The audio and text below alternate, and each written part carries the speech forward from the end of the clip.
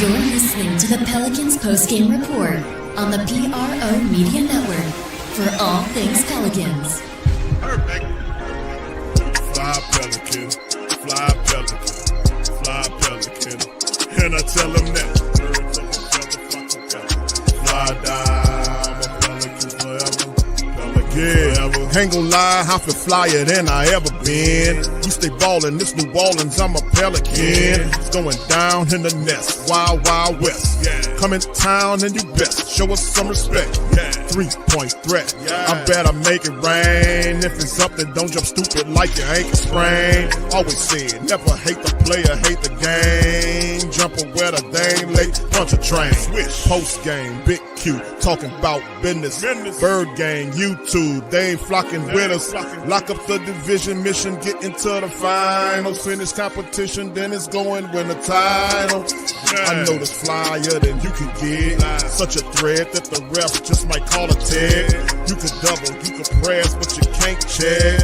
Right, left, slide by you like a Eurostep. Fly Pelican, fly Pelican, fly Pelican. And I tell them that birds of a feather flock together. Fly down, I'm a Pelican forever, Pelican forever. And never, and never, and never, and never, and never, and never say birds of a feather flock together. Yeah, fly down, I'm a Pelican forever, Pelican forever.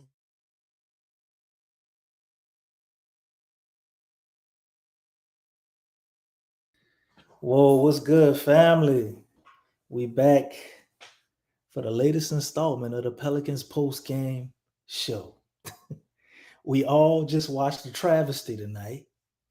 Shout out to everybody in the building. But before we do anything, without further ado, I know y'all ain't gonna be too happy about it, but let's go ahead and listen to this idiot. What was just kind of the difference there in the third quarter, and what was the breakdown, I guess, defensively, particularly there? Well, really, they turned up the pressure in the third quarter. They got some much needed, like, loose balls, 50-50 possessions that they came up with, dove on the floor. Defensively, they were getting out in transition. So, it looked like, I have to go back and check, but it looked like our offense, our inability to get to the paint and be poised when we get there, led to their transition. And that gave the momentum. But we played 3 good quarters, a lot of good there, a lot to build on, but we have to be better in those moments of understanding that teams are going to make some adjustments. And the first adjustment is to play hard. I thought they came out in the third quarter and they turned it up a notch. And when they turned it up a notch, it allowed them to get back in the game. We have to be better in those moments. Talk about the building blocks. One of those is fears and just the job that he was able to do. I know we've talked about how much he's gotten better every practice, every rep. Mm-hmm. It seems like he kind of took that into the game. Just what did you see from him in terms of how he was able to get things going there, especially the second half? Yeah, he was aggressive on both ends, and that's what we want from him. Really using his speed, getting downhill, getting to the paint, making good decisions with the basketball. Defensively, he's picking up 94 feet. So a lot of good from the young fella tonight. Well, I know it's just one game, but what did you kind of learn about your team tonight, if anything?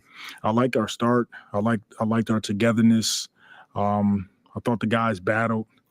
We have to understand it's a 48-minute game. We did a great job of building a lead. And then we kind of came unraveled in the third quarter. So collectively, we got to go back, watch the tape on it, see what we can be better. But just from what I felt, they turned it up a notch in the third. We did a great job of climbing back into the game, taking the lead. But then, just hard for us to sustain it down the stretch. What were your thoughts about Jordan Poole, especially his start to the game tonight? He was great. Got us started right away, hit some shots defensively. Our guys were connected. Again, we just got to do it for 48 minutes. We didn't talk about Zion, but he played like over 33 minutes. I mean, what about his play, and not just his play, but his ability to be on the court for that long for you all? Yeah, he had a monster night for us. Collectively, I thought the guys, it was definitely a solid night, even though it's a tough loss for us. We got to continue to challenge each other, though, to be better on both ends, especially in those moments where teams try to turn up the pressure on us. Hey, Coach, kind of sticking with Zion, to be specific, that just looking at the first two plays, the first one where they had a lob at the rim, y'all defended it well, got it, broke out. Come back the second one, it was Zion ran out, kind of doubled the ball out of Ja's hands and then took Ja as the defensive, responsibility there. Just what's that say about what you're going to ask Zion to do, the scheme there, just what led to those decisions being made? We'll talk about Zion. Yeah, it's growth on his part. Just taking another step in the right direction as a leader, taking the responsibility on the defensive end, challenging himself. And there's so much room for not only Zion, for our team to continue to grow. But I thought he stepped on the floor tonight with intention. He played aggressive. He's dynamic when he has the conditioning that he has right now. And, that's all a credit to his work. Right. And there's always going to be some fouls like that first quarter. Yeah. You complain about it. It kind of gets the crowd back into the game. What was the message there? Keep playing through the whistle. I thought Z got hit a couple times, and then we can't foul as much as we did. We put him at the free throw line 43 times. That's a lot. So we have to be better at guarding without fouling. Got you in the last two. Talked with JP before the game about Allen Iverson being his favorite player and the swag and the grittiness. A fan even gave him a Allen Iverson autograph today. I don't know if you've seen that in the locker room, but just your ideal JP being the AI for this team. And just being that lead point guard that brings that attitude. Well, he has the capability of doing both. He can be a guy that handles the ball, playing pick and roll, find his teammates. He's also extremely dynamic off the ball, coming off pins, coming off different screens. He's got a great shot fake, get to the basket. He's an underrated finisher. Just love what he brought to the group tonight. And when we kind of talked about the depth of this team, what did you kind of see in that department tonight? A lot of guys contributed. Yeah, a lot of guys. That's something that we want to continue to explore, having the depth, having the ability to go 10, 11 deep. We saw a glimpse of it tonight. I like what I saw from our second unit, even Queen getting the game, adding some toughness, some rebounding for us. And we're going to continue to get better. And that's the beauty in our team. That's what I'm encouraged about. We'll go back, watch the tape, have a practice tomorrow, but a lot of room for growth with our group. Last one in the hallway after the game, seeing Misi actually needed help getting back to the locker room. Any update on that? Nothing. No update yet. Gotcha. Thanks. Yep, thanks. All right. Willie is finally out of here. I'm sorry I had to put y'all through that torment tonight. I just wanted to actually hear, what he had to say. Because you know what? After watching him play tonight, I am pretty confident that we will not have to listen to this shit too much more longer. It was just a true disservice, I think, to everybody who watched this game, a disservice to the players. They had everything they needed to be able to win tonight. They should have won tonight, except the person that's leading the charge, man, they have no eyes outside of the game. Like a coach sits back and he kind of watches the game while you in the thick of things and be able to tell you things that you possibly can't see in it, and you got a team on the other side that I forget that coach's name, but he's obviously light years ahead of Willie Green. They went in, the Pels were playing awesome, especially that first quarter. Herb was playing out of his mind, had a pretty solid game, really a great game. And they were playing great. The first half, they got back in the game, but this is Memphis, tough team. They're going to get back in the game. We weren't going to blow them out all game. And then just another third quarter collapse, man. Just another third quarter collapse by Willie Green. They have no just idea what to do when the other team starts to do something different or what you're doing isn't working. We have no backup plans. We have no strategy. If the guys ain't out there figuring it out, running ISO balls, ain't nothing we gonna do. So you could see what's coming watching this game. All of us sitting there watching this game, and we know what's gonna happen. And ain't nothing you can do about it. But shout out to the Pels though, for battling, putting up a good fight. They did that. Zion didn't have his best game, which is crazy because Zion still had 27 points on 21 shots. And I thought he was kind of off tonight or rusty, you could say. But let's go over these team statistics, and get down to the nitty-gritty, look at some of the box scores, and talk about a few other things, man. Cover the matchup. I don't know if Lexxah, Big Q is going to step in. They got me running shotgun tonight. Not shotgun. Solo tonight. You know what I'm saying? So let's get over these team statistics, though, get this out the way. The Pels were 45 of 98 on the night. Grizzlies were 41 of 80. Field goal percentage from the Pels was 45.9%. The Grizzlies shot it at 51.2%. Three-point shooting for the Pels was 10 for 27. That would put them at a 37% clip. Memphis shot 11 for 37 at 29.7%. Free throws were clearly in the advantage of the Grizzlies. They shot 43 free throws. 43, family. They made 35 of them, too. But, we got something. We shot 31 of them. We only made 22. That's 71% for us, 81% for Memphis. You ain't going to win a lot of games shooting 71% from free throw line. So that's definitely on the players. But we dominated on the boards. This was an area I was a little shocked to see. I thought we were still going to have some issues rebounding, but we got 47 of them. They got 39. We had 17 offensive rebounds. 17. They only had 6. We had 30 defensive rebounds. They had 33. 20 assists for us, 20 assists for them. We had 10 steals on the night. Zion was very active out there with his help defense, man. He's awesome at that. They had 5 steals. 4 blocks for us. They did have 12 blocks, though. And Zion was getting blocked a lot. 15 total turnovers for us, 17 for them. We conceded 21 points off our turnovers, and they conceded 21 off of theirs. We had 19 fast break points to their 22. Points in the paint goes by the way of Pels. We had 66. They had 56. We had 30 fouls on the night to their 29. And the largest lead of the night was actually held by the Pels with 15. And you had that one technical foul by Derek Queen when a player actually hooked him and held him as the referee watched. But when Queen pushed him off, they decided to call a technical foul on him. Thought that was a little weird, but that's how I go. They always catch the second guy, they say, right? So what's up? Big Q is up in the building. What's happening, Big Q? You want to say anything about the team statistics or move on to the player stats? First of all, big ups to y'all, man. Appreciate y'all, man. Can you hear me good? Yeah, we can hear you, brother. You out there moving and shaking? All right. A little bit.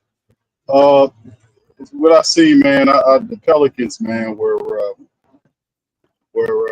interesting. Let's just say that, bro. I mean, the 40-point third quarter, they were in full control of this game. Then that third quarter happened, and it just wasn't the same. Now they battled toward the end, but man, there's no way, in my estimation, watching this game, there's no way Pelicans supposed to lose that game.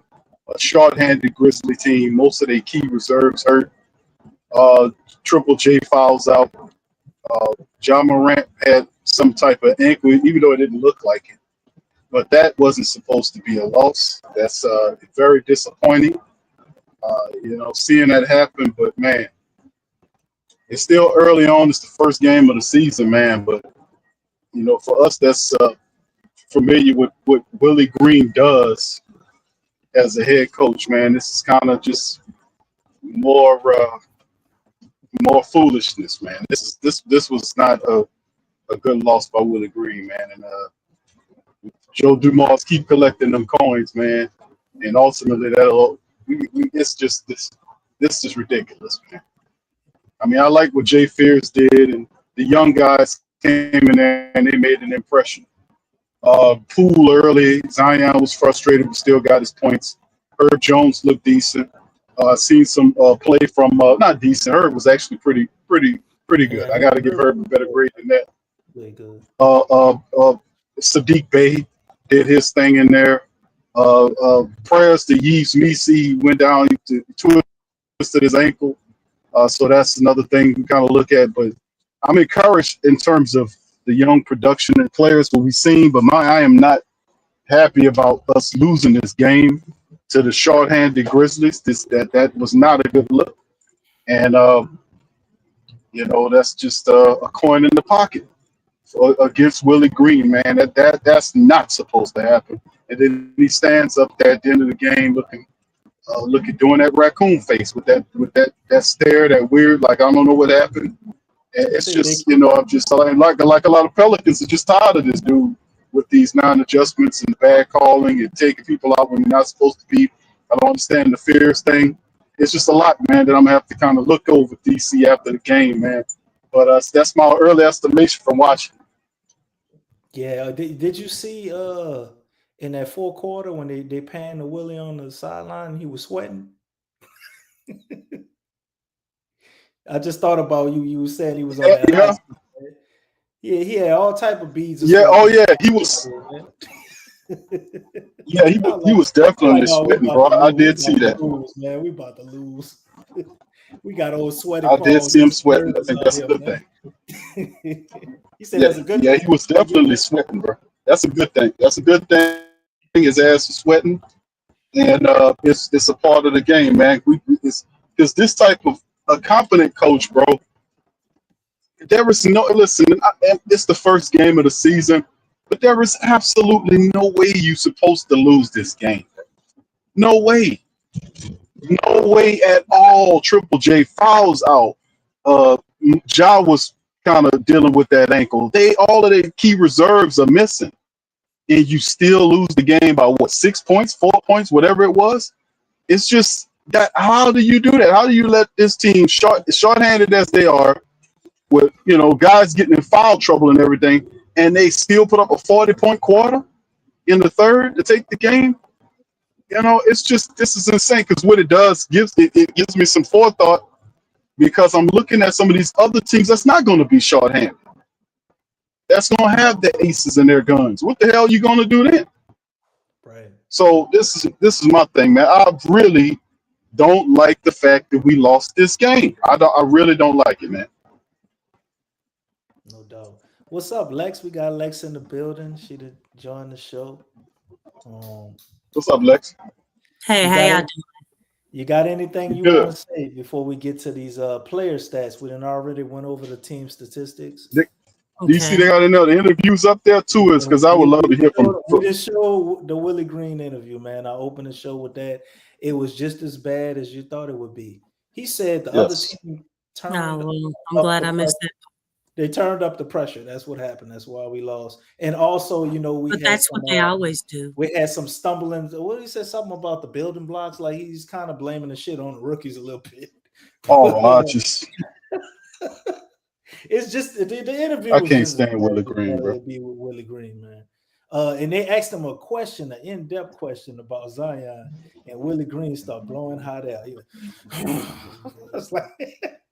At first, he started talking about Zion. He tried to get that shit passed real quick. He didn't want to talk about Zion for some reason. Well, go ahead, Lex. You go ahead and give us your opening statements on what happened tonight, and I'll go over the player statistics after you. Okay. I need y'all to finish this song for me. Okay, can y'all do that? Okay. Well, I'm gonna attempt to. It's beginning to look a lot like Christmas. I don't know, Lex. I'm starting to kind of feel Black Friday. My man in the comments, somebody said, they giving me Halloween vibes. They talking about Michael Myers. I don't remember who that had that in the comments, man. Might be Halloween. Right? Can somebody finish it? Jay Carvel said, like hell. Oh my gosh. Anybody else want to take a crack at it?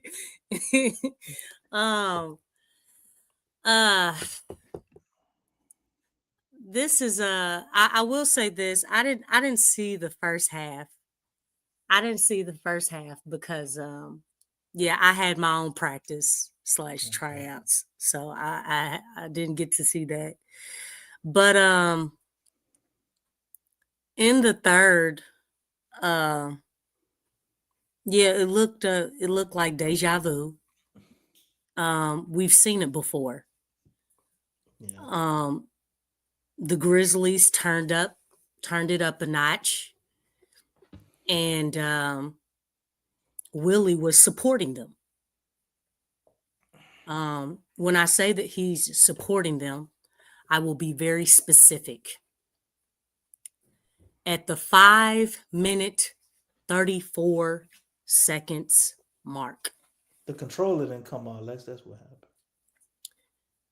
Zion, the Grizzlies started to go on a run. Mm-hmm. Like they really, really picked it up. The only one who had something going was Zion for the Pelicans.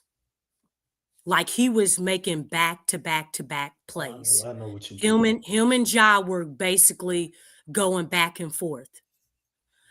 And at the 5-minute 34 mark, Willie pulled Zion out the game. I guess that was his time to come out.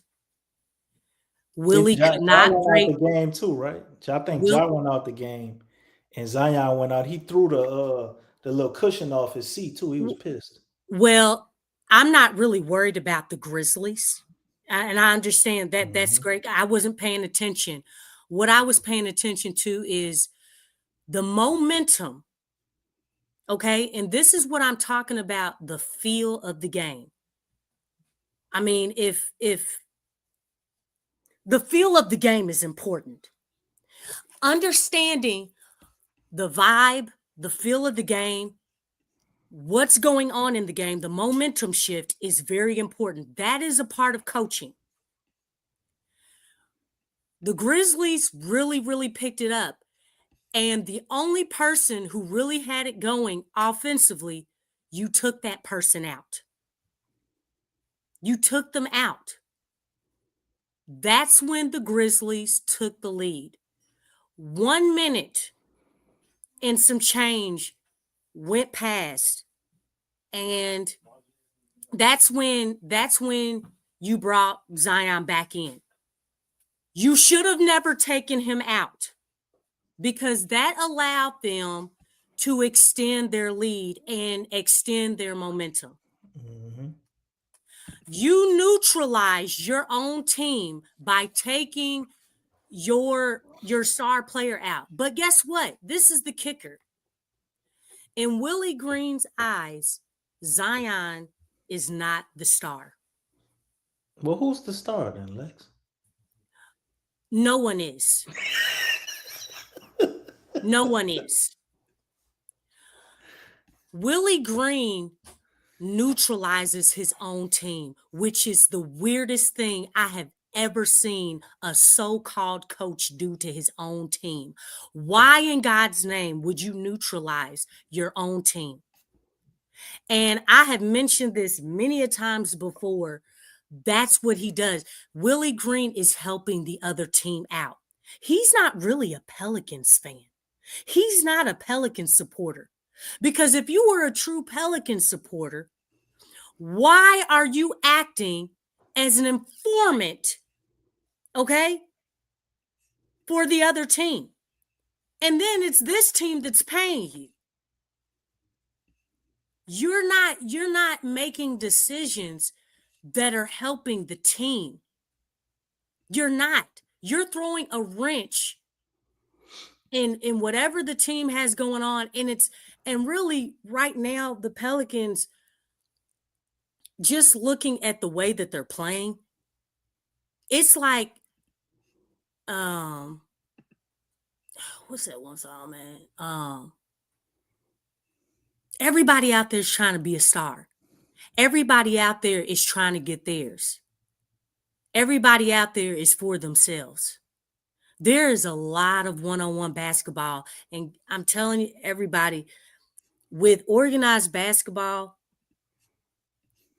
that is not a recipe to winning.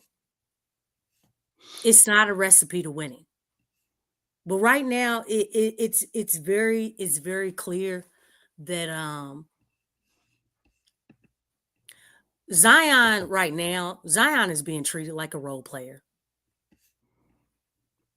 The way the game plan, I'm looking at the game plan, if you want to call it that, and it's that's what he looks like. That's what he looks like. The second, I think it's kind of weird as far as even with his touches and things. It's like it's mind-boggling. It's mind-boggling because golly, if Zion had a coach, Lord knows that dude would be so much more developed than what he is. Let me ask you this, Lex. Let's unpack that, because that's it. That you do mention that. You have mentioned that a lot. Let's unpack that about this thing about Zion Williamson.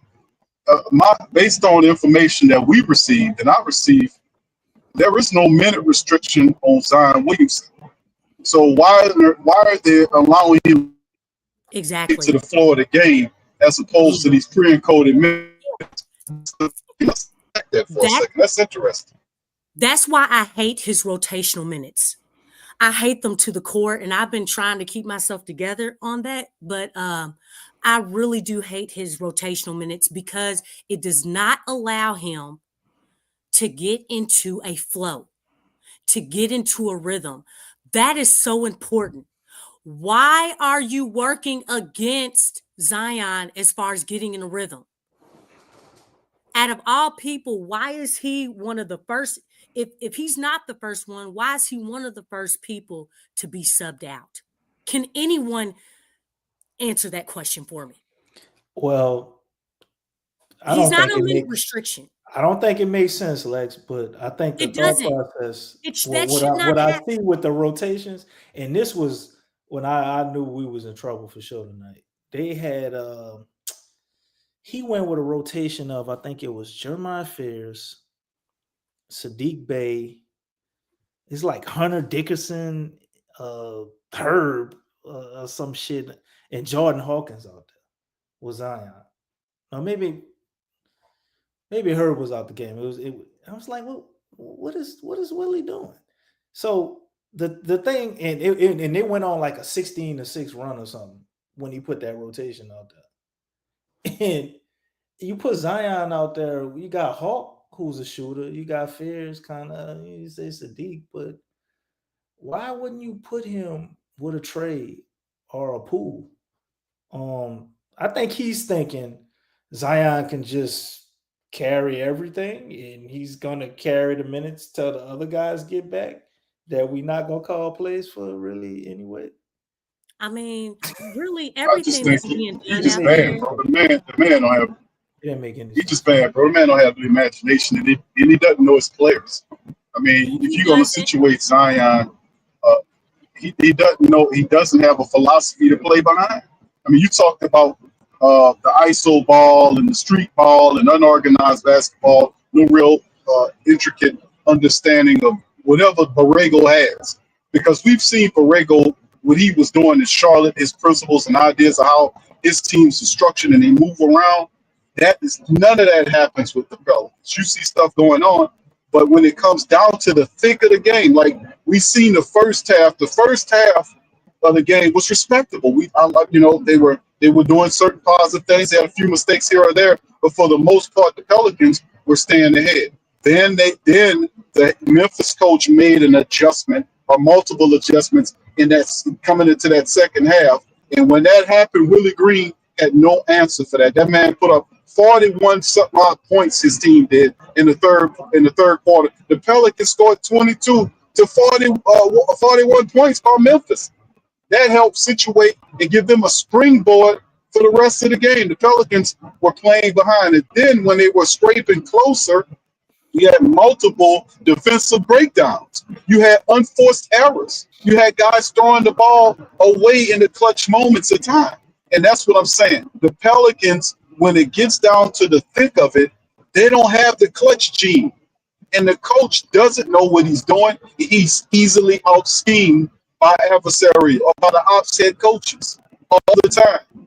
He doesn't have a philosophy to play behind that he knows well. And this is crazy because this guy's been here for 5 years. Hasn't it been 5 years? This is his 5th year. The guy's been here This is for 4 years. Are you sure? It seems longer than that. But okay, No. but 4 years. We'll go. The point is he's been here for too long. I mean, he's warmed out his welcome like years ago. And this is look, I said last season, in the middle of the season, they needed to get rid of Willie then. I did not want to see Willie Green in the offseason. I definitely didn't want to see him in preseason. And you know I did not want to see him going into regular season. Like, he really needed to go.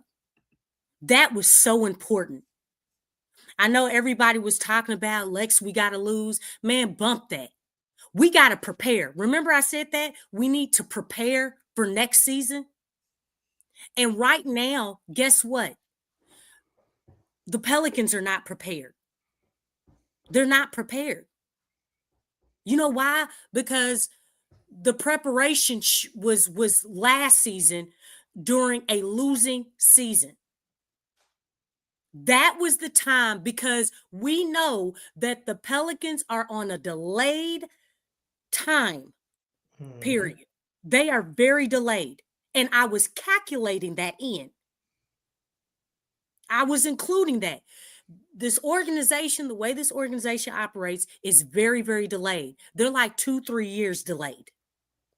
And I'm not over exaggerating. I'm probably under exaggerating. But you all get my point. They're very delayed in their movements.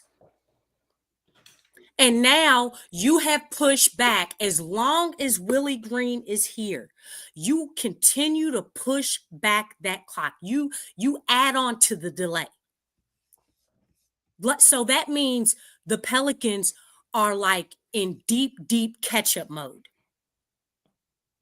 if you want to call it that, because really they're going backwards in the catch-up because they continue to have this dude here who doesn't know what he's doing, who does not like Zion.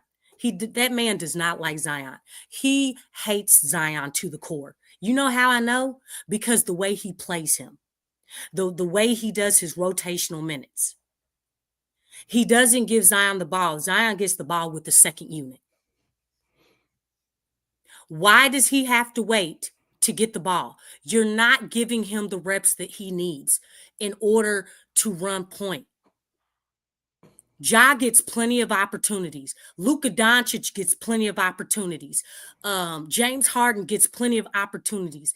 For Christ's sake, Cooper Flagg is getting the opportunities. He's getting the opportunities from the jump. And Zion, who is supposed to be the star player of this team, but when you look at the coaching says otherwise. He's not getting the opportunities. And this is year what for Zion? Why does this dude still look like he's still trying to earn a spot and prove that he's a part of the team? I got a problem with that. Like, it's really just crazy that he's not being maximized to really help this team catapult. And I feel like, obviously the coaching doesn't help. It really doesn't. It really doesn't. No, it doesn't. But we got Mr. Jeremiah Fears up at the podium. Let's go ahead and listen to the rookie who had a pretty awesome game. Let's hear his interview. Yeah, hate is a strong word, Jamal. Oh, good.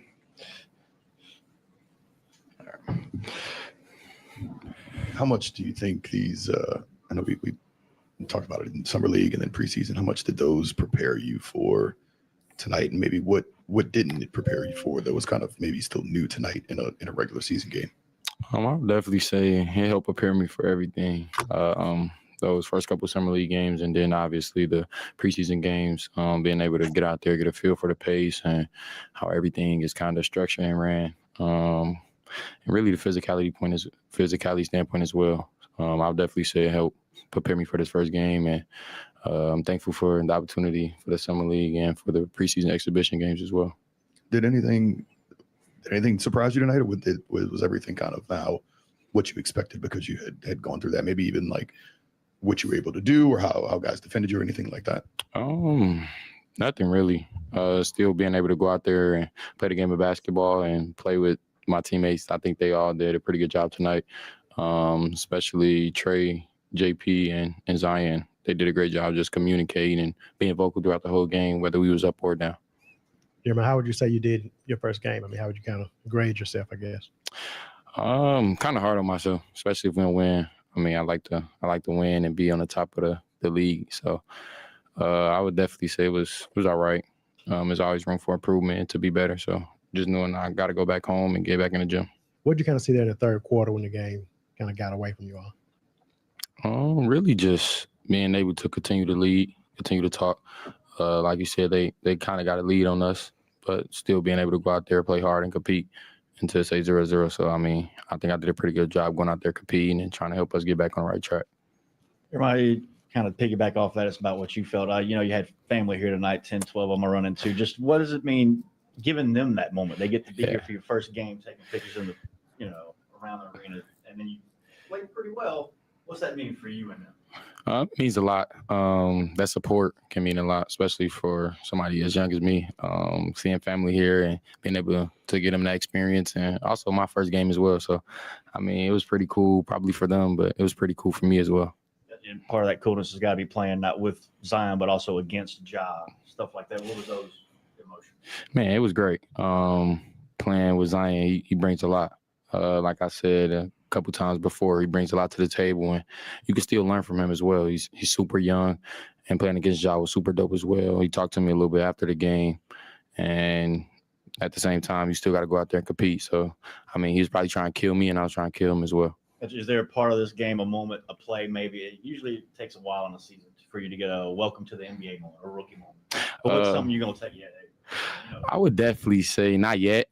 Preseason, there was a moment. KD was just doing some crazy stuff. But other than that, I don't think it was a moment. This game, I would say. Hey, Jeremiah, if I had told you this morning that you score 17 points and shoot 7 for 10, what would you say it to me? I honestly don't know how I react to that. It would be more so whether we got the win. I mean, if we got the win, then it would be pretty good. But, I mean, we didn't get the win. So just knowing there's room for improvement, and we're going to go back home and we're going to fix up some things. My man, not going to be a stat Thank pad, you. huh?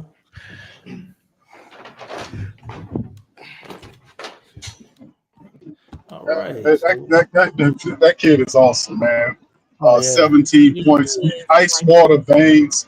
I mean, he was going toe-to-toe with Ja Morant. He was attacking the Grizzlies. Yeah. He basically almost single-handedly brought the Pelicans back into When the did he game. put him back in the game, Big Q? I know that's what I was saying. I was like, see, that's the problem, and it speaks to Lexxah's point about Willie Green not knowing what he's doing. Like, guys they get heated. He gets scared and they're getting too hot. Let me take them on out of there and cool them off. This guy is strange. I don't understand what his coaching is or what he's trying to achieve.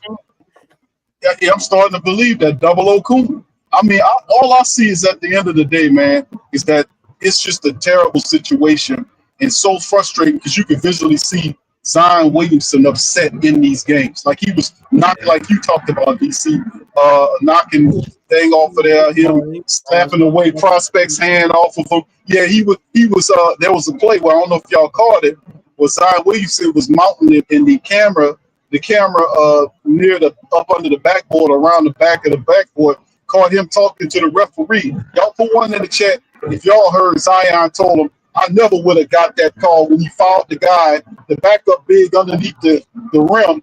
And Zion told the official, I never would get that call. I would have to get hurt to get that call. You know, so he kind of being more vocal in his approach. But yeah, he was visibly upset and frustrated in that game about these odd situations where you're taking him out of the game. I don't understand what's that about and why Willie Green is taking him out of the game. It's, you know, this weird pseudo load management thing. I don't know what's going on. He's in supreme shape and they treat him like he's not supreme shape. Like, you know, I don't get that part of the game. Go ahead, Lex. Yeah, I don't understand that either, Big Q. Like, why are we not like right now? Zion is healthy. He's healthy. Okay, stop treating him like he's hurt. Because when he really is hurt, trust me, he's gonna be out. You know what I'm saying? So if he's healthy, we don't need to pretend like he's hurt. He looks good out there. And one thing that I said is that a person is when they're really in great shape and they're really feeling good, when they're showing that defensive prowess on the defensive end. I know that's kind of says defense is the same thing. Sorry about that. But how many steals did Zion have? He had 5, Lex. I mean, I think he's healthy. I think he's healthy. Like 9 rebounds too. You have to be. Yeah, he had 9 rebounds. 9 rebounds. Zion Almost a double-double. He was out there fighting on the boards. Yes, so Zion gets it. You need to start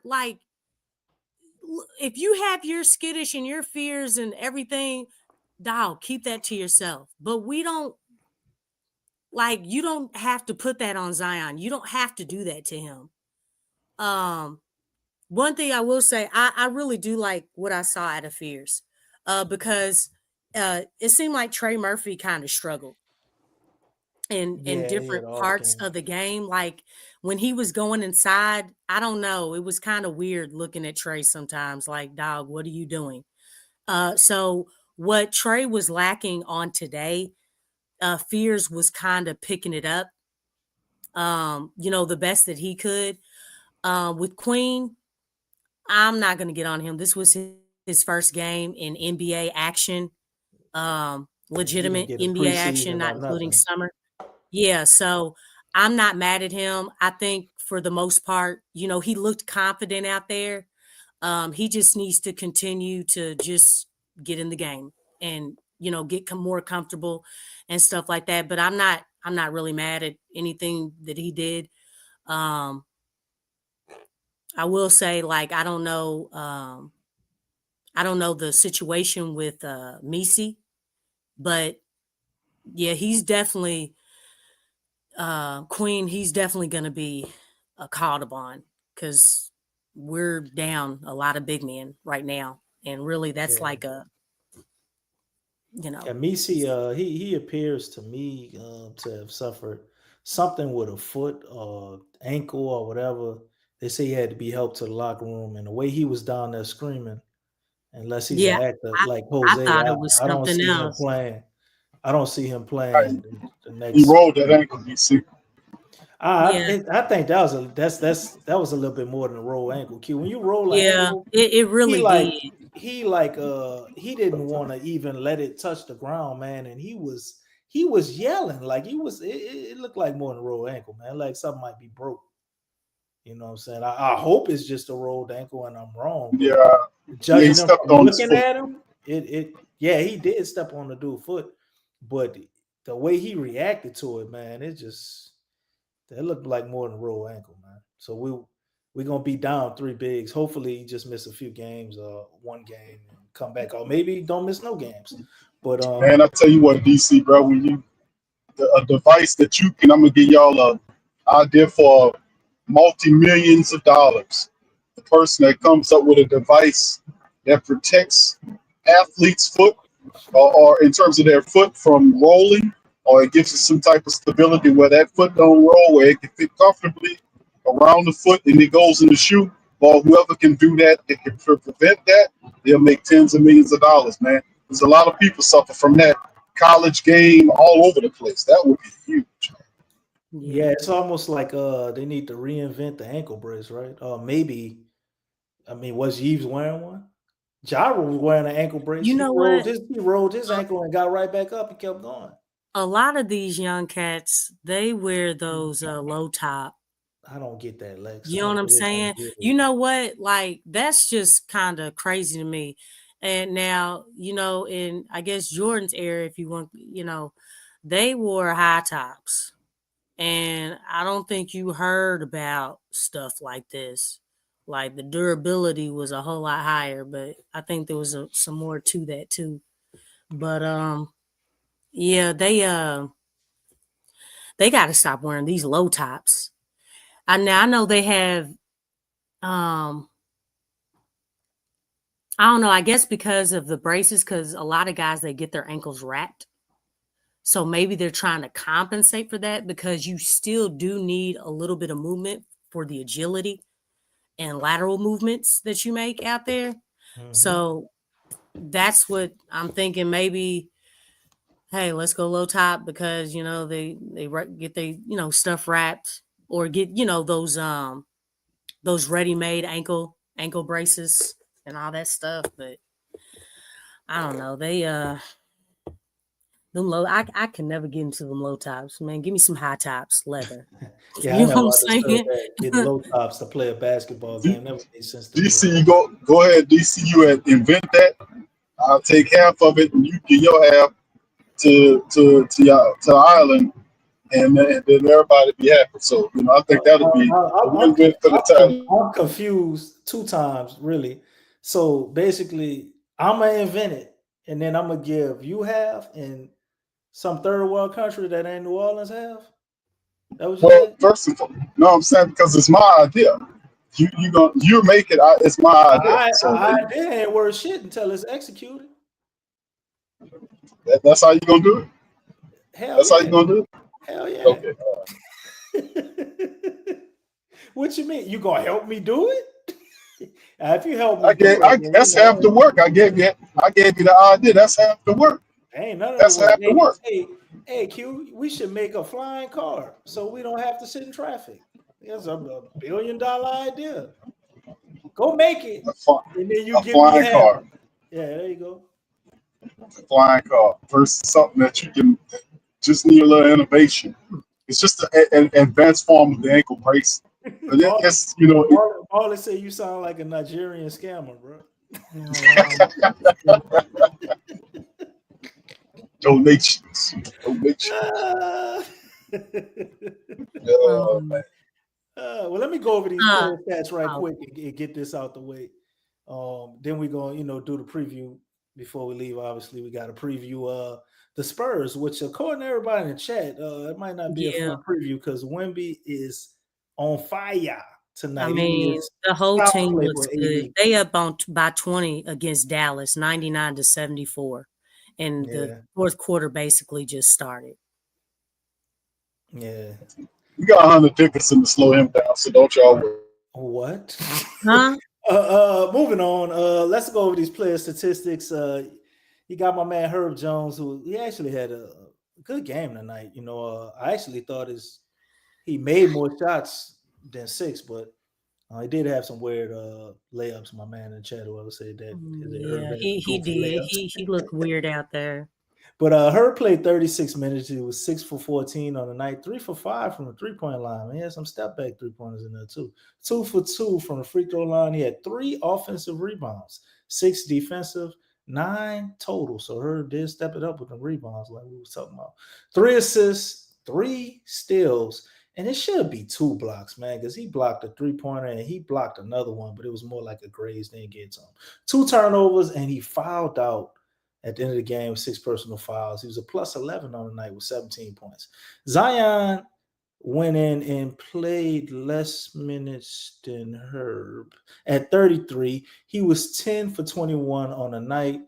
Zion ain't taking no 3-pointers tonight. 7 for 12 from the free throw line. Got to get them up, big fella. 5 offensive rebounds, 4 defensive, 9 rebounds on the night, 5 assists, 5 steals for Zion. No blocks, but he did get his shot blocked quite a few times. 3 turnovers, 2 personal fouls, dead even on the plus or minus with 0. 27 points for Zion. And how was he dead even when he had 5 steals? Well, I mean, he had a lot of shots that got blocked, Lex. So I'm pretty sure. Okay, what? That's probably a lot of his shots got blocked tonight. Yeah, I understand that, but they had like 12 blocks, and I guarantee you at least about 6 or 7 of them was just off of Zion. So I'm guessing it's that because those blocks, and then he had 3 turnovers. They probably conceded to points maybe. But, the plus or minus be weird sometimes too. It'd be the lineups he was in with. They had him in with the bench the bench lineups, and they had that 16-6 run where we lost the lead. He was out there, stuff like that. But Trey Murphy, 32 minutes on the night. Trey had an off night too. He was 5 for 15 on the night. 1 for 6 from the 3-point line, 2 for 2 from the free throw line for Trey, 2 offensive rebounds, 5 defensive, 7 in total, 3 assists, no steals, no blocks, only 1 turnover, 4 personal fouls, -3 on the night for Trey with 13 points. Yves Missi played 23 minutes. He was 2 for 4 on the night, no 3-pointers, 1 for 2 from the free throw line, 3 offensive rebounds for Yves, 4 defensive, 7 total, 1 assist, 1 steal, 1 block, 3 turnovers, 5 personal fouls, and he was a plus 14 on the night with 5 points. Then you had Jordan Poole, who he had an awesome opening to the game, man. I thought he was probably going to have 25, 30-point night or whatever. He cooled off a little bit in the second half. 6 for 14, 3 for 7 from the 3-point line, 2 for 2 from the free throw line, no offensive rebounds, no defensive rebounds, 2 assists, no steals, no blocks, no turnovers, 3 personal fouls, plus 1 on the night with 17 points. Hunter Dickinson, who played all of 5 minutes, and that's all I needed to see. He was 1 for 2 on the night, no 3-pointers, no free throws, no rebounds, no assists, no steals. He did have 1 block, 2 turnovers, 2 personal fouls, -12 on the night, and 2 points. Derek Queen making his debut as a rookie, first NBA action, as Lex stated earlier. 15 minutes Willie gave him on the night. He was 1 for 4, did attempt a 3-pointer in the corner, I believe. 1 for 2 from free throw line. He had offensive rebounds, 4 defensive rebounds, 5 rebounds in total. He had a block, 3 personal fouls, -11 on the night. A few of them fouls, they was kind of giving him some ticky-tack fouls. 3 points on the night for Derek Queen in his first NBA game. Sadiq Bey played 30 minutes. He was 5 for 12, 1 for 5 from the 3-point line, 2 for 4 from the free throw line, 3 offensive rebounds, 3 defensive, 6 total, 3 assists, a steal, no blocks, no turnovers, 2 personal fouls, -13 on the night with 13 points. Jordan Hawkins played for 17 minutes. Felt like 5. I don't remember him doing much. But he did get 4 rebounds, 2 for 2 on the night, 2 for 2 from the 3-point line, 2 for 2 from the free throw line. He had 1 assist, 0 steals, no blocks, 1 turnover, 1 personal foul, -7 on the night with 8 points from Jordan Hawkins. And the man of the hour, other than Zion, probably had the best night. Put him and Herb up there. Jeremiah Fears, he had 17 points in 18 minutes. He was 7 for 10 on the night, 0 for 1 from 3-point line, 3 for 3 from the free throw line. He didn't get a rebound tonight. Did have two assists, no steals, no blocks, 2 turnovers, 2 personal fouls, -10 on the night. In Memphis, their whole starting lineup pretty much was double guys. But the guy that really killed us was John Morant. He played for 29 minutes. He was 13 for 20, 2 for 6 from 3-point line, 7 for 8 from free throw line, 3 rebounds, 3 assists, 1 steal, 2 turnovers, 2 personal fouls. He was dead even on the night, plus or minus, at 35 points. And Jared Jackson Jr., his wingman, he put up 18, fouled out late in the game. 7 for 14 on the night, 4 for 4. Starters were double digits. Right, all his starters. 4 for 4 from the free throw line, 0 for 4 from the 3-point line, 2 offensive rebounds, 6 defensive. He had 8 total, 1 assist, 6 blocks from Jared Jackson Jr., 5 turnovers, 6 personal fouls, plus 5 on the night for Jared Jackson Jr. Then you had Mr. Jaden Wells. I think he's a second-year guy. Came out, played 28 minutes for him, 4 for 8. 4 for all of the 4 for 8s were from the 3-point line, so he had 4 3-pointers out of 8. 2 for 5 from the free throw line. He was got 3 defensive rebounds, 4 assists, a steal, 2 turnovers, 3 personal fouls, plus 11 on the night for the young fella, 14 points. Then you had Jock Liddell. Came out, played 25 minutes, 3 for 7 for him, 1 for 3 from the three-point line. That's their center, shooting threes out there. 2 offensive rebounds, 2 defensive rebounds, 4 total. No assists, no steals, 2 blocks for Jake, 1 turnover, 6 personal fouls, so he fouled out as well. He was a -4 on the night, plus or minus 10 points. Then Katavius Cadwell Pope with 31 minutes, 2 for 8 from the field, 2 for 7 from three-point line, 9 for 9 from the free throw line, and he did hit the last 2 free throws to ice the game and put it away. And we have somebody else here showing up on the interview. This is Zion. Continuously get better through the preseason and through this game. What did you kind of see from him tonight? Man, Sean. There were definitely points in the game where, we needed a bucket.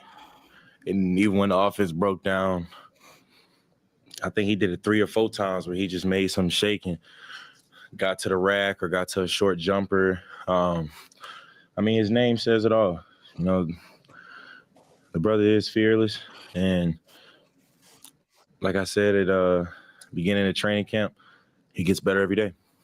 How impressive is that just to watch somebody who turned 19 a week ago to be able to kind of pull out some of those moves that he was able to pull out tonight? It's definitely impressive. This is the NBA, the best league in the world. And for somebody who at that age to, this be his first official game, and for him to handle that adversity the way he did out there. But like I said, those moments are crucial when, the offense breaks down and, the other team's on a run and we need a bucket. Like, those are definitely big buckets for us. Hey, Zion, you kind of got off to a slow start, but what kind of got you going there once you? Honestly, just the flow of the game. Interesting. I think I might have played 16, 18, 20, 25 or something. But no, this was the real deal. And honestly, it was just getting the flow of the game, right? I think I found it towards the end of the second quarter. Zion, what does it mean to you when you look at the stat sheet and you see 33 minutes and 28 seconds, that would be like the second most minutes? You didn't play but 1 game more than that last year. So what does that mean to you? It means a lot. It definitely shows the work I've put in. It definitely shows that my coaches and the staff trust me to go out there and do that. And I felt great and I feel good. And I'm just keep that momentum going. And in the third quarter, what did you see in that third quarter when the game kind of got away? They put a 41 on us in the third quarter. That's the game right there. We had 22 in the third and they had 41. If we're trying to win, we can't have quarters like that because we lost by 6 and they outscored us 19. My last question I want to ask you about just playing against Ja, man. What is it like when you get a chance to play against a guy that you grew up playing with? In the midst of the game, him and myself, we're competitors, but post game, even when I talk to his pops, you can't help but look back at a time when I was 14, he was 15, 16. And, at that time period, I don't think people understand when you're a 9th grader, 10th grader, even 11th grader in AAU, the message that's always delivered is like only 1% of everybody's going to make it to the league. So to look back on it, and me and him were both on the same AAU team, and to see us in the position we're in now, it definitely means a lot.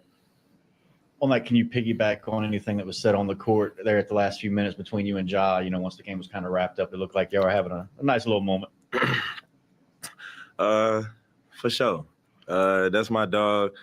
I just said, don't do my young fella like that. But he gave a real answer. He said everybody had their welcome to the league moment. That was such a great response. I couldn't even be mad at it. All I could say was just don't do my young fella like that. Heard that. And then looking at the intensity you had to start the game, the first play they had a lob at the rim, but y'all snuffed it out. Got a bucket, come back, and you blitzed up, got the ball out of Ja's hands, and then stuck with him as the primary defensive assignment. Yeah, he hit the step back, but it showed what you wanted to do defensively, schematically. With your energy, just what kind of tone does that set for what you're going to do on the defensive initiative? I definitely want my impact to be felt on defense this year.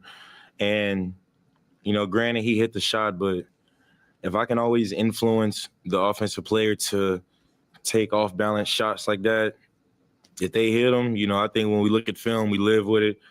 But I definitely want my impact to be felt on the defensive end this year. Hey, Zion, how much do you look forward to playing at home Friday and also playing against another number 1 overall draft pick?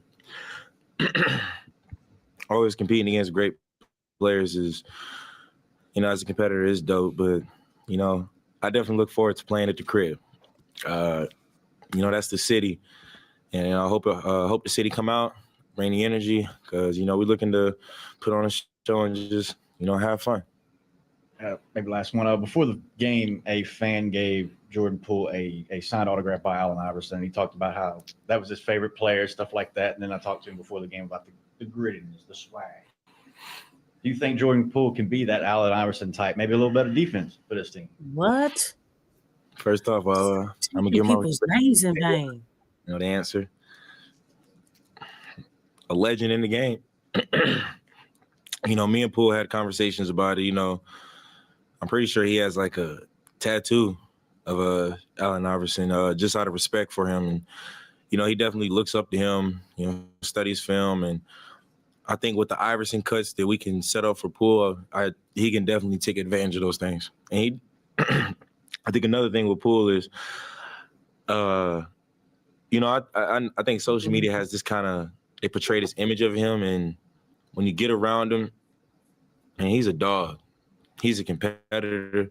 He's a good dude to be around. And, I said it before and I'm going to say it again. I'm glad he's on this team with us. No problem. You guys have a great night.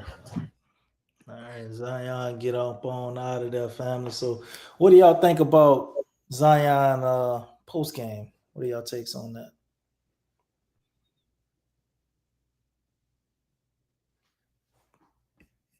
I'm glad he took up for fears, I like that.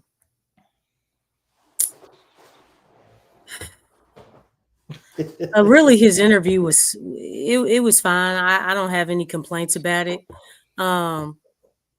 He needs a coach. Zion needs a coach. Yeah. That's like everything Zion is doing is because of him. It's his talent. But there's nothing being added to him.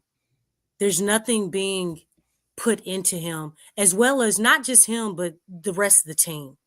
And that's my biggest concern, man. That's what I need. I don't have a problem with his interviews. Zion seems like very, very sincere. He wants to win. He did well today. He had a complete game. I feel like there's more that he can give, but because the coach does not put him in positions to give that more part, that more edge, because that's what a coach is supposed to do, is give to the team, like more than just their talent and their own IQ. You're supposed to be giving them IQ that's off the floor, like being able to see the game in its whole scope and be able to help these guys and maximize these guys. And I think that's the problem, the biggest problem that I have. But his interview was fine. The same thing with Fears. Fears has that it factor, but it's not going to be nurtured, not as long as you have this coach. And that's very concerning, by him being a young player. Even with the minutes and the guidance, just all that stuff, really setting up like plays that really maximize these guys. It's just concerning. And I saw somebody say in the chat that, it's the first game to chill. I would say to that person. It's just one person that said that, Lex. Obviously, I know, they wasn't here but- for the long haul. And whoever's saying that, man, This ain't a they chill. ain't been around. They haven't been around the That's what I Pelicans was and gonna watched. say, like- They ain't watched the Pelicans in years. It's the same people saying that one game shit, and the next thing you know, that one game become 30-something odd games, and they're doing the same thing. So I wouldn't buy into the one game chill shit. What you chilling for? What solutions you got? You got any real answers to the questions about Willie Green with that chill bullshit? I mean, that's the thing with the Pelicans, man. This novice be watching the game. They're not following the history of the team to understand what's going on, man. We've seen this before. We done seen this year after the year, game after game. Don't just pop up here one game. We've been doing this shit for a long time and following this team for a long time. So, these novice people with this one game chill approach don't have no fucking answers, man. They just pop up here and try to say something adversarial against what the bulk of the chat is saying, just to say something different to stick out. They don't have no answers about how to fix the team or what you're gonna present to the chat or to the community that's real solid and substantive that can explain what's happening with the team. This is a win. This shouldn't have happened tonight. This shouldn't have been a loss. The people was missing all their reserves, all their key reserves. They were playing with people that rarely played. That were third stringers with a banged up star. He had an ankle issue, even though he cranked what he cranked. In this game, the Pelicans, for the most part, had everybody at their disposal and should have not lost this game. And you contrast that with other teams about to get ready to play, like the Spurs and the next 9 games that they have on the docket. That's not going to be a good strategy. You got to start fast. This ain't starting fast, fam. My bad. Go ahead, Lex. Oh no, I agree. And yeah, you took the words right out of my mouth, because we've been here and we've seen this, and it's the same thing, different day, different month, different year, different years. You know what I'm saying? So yeah, I definitely agree. And then I do want to apologize. Earlier when I was speaking, I did use the word hate, and somebody said that's a strong word, and I agree, it is a strong word. Yeah, I shouldn't have used that word. Well, Lex, don't apologize. I use strong words all the time. So. Oh no, because I tell my kids, don't hate is a strong word. So I just want to practice what I preach and things like that. But that was pretty strong. It's just frustrating, when the rotational minutes are not the way that they should. So I ain't gonna lie, Lex. I hate when the Pels play like this. I really do. Because it's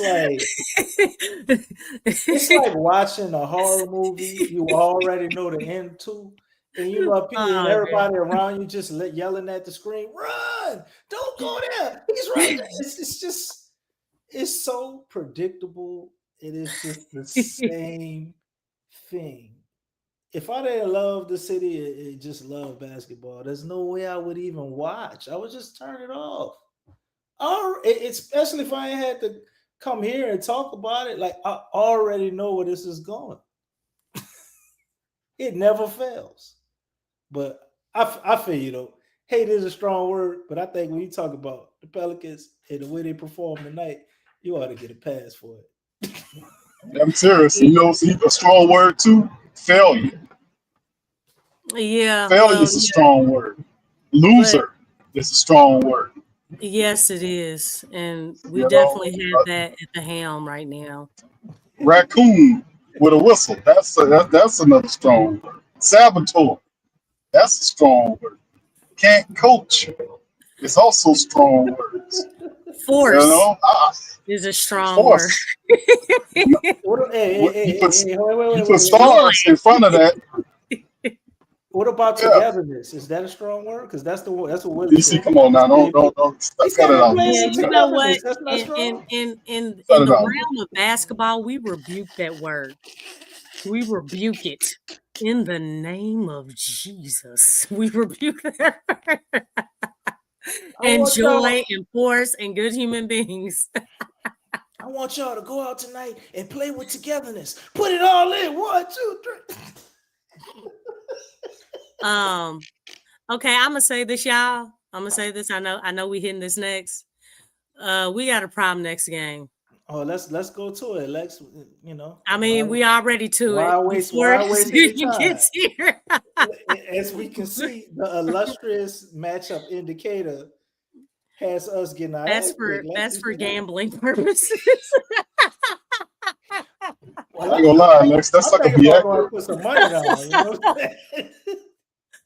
I'm thinking about going to put some money down, Lexxah. You know, then you had Wemby. Let me put this up here tonight. Hide your money, y'all. I don't Hide normally your do money. this, but as you can see, Wemby dropped 40 points. The man had 15 goddamn rebounds and 3 blocks in 30 minutes. You know We're what? gonna win DC because he's You know tired. what? They would BT get say he the ball to tired. him though, man. In They were 30 getting the minutes, ball to QB, him. you think he tired? Yeah, we're gonna the game. Willie's game plan is that Wemby put up so many points that he tied, and then we're gonna throw Hunter Dickinson at him and start out. They gonna start following him at some point because that's all Hunter Dickinson gonna be good for. It's gonna tackle him. You know, we got Hunter out there as a goon, gonna rough him up a little bit. So the last 2 rookies of the year were the leading scorers for the Spurs. No De'Aaron Fox though. Yeah, there was no Fox De'Aaron Fox. He's still He's injured out till November 2nd. until November 2nd. But guess what, Lex? As you can see here, we do got some Pelicans mojo going because Kelly Olynyk will be back to kick us in the ass, and he's estimated to return on October 24th, as well as Lindell Waters and Jeremy Sohan is supposed to be back on the 2nd, and so is De'Aaron Fox. But I wouldn't be surprised if all of these guys suit up because that's just how it go with the Pelicans. I mean, really, That's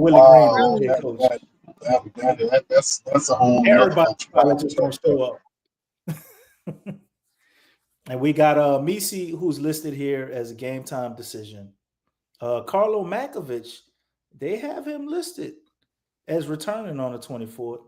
Kevin Looney is listed to return on November the 8th, and DeJounte Murray is listed to return on January 2nd, which I think is very impressive for the Pels. I mean, I don't know where the clap button at, but I'm gonna go ahead and clap. They actually put up timelines for the injuries. I give him a little applause for that. Oh, no, that's Joe. That's the Joe effect. You know what I'm saying? He ain't playing. All of this shit would be to be determined and all of that type of shit, man. Like, you know, we don't get timelines, but they actually put up timelines for the Pels. So I'm impressed by that. Question. What's up, Lex? Okay, so I'm just speaking of a situation.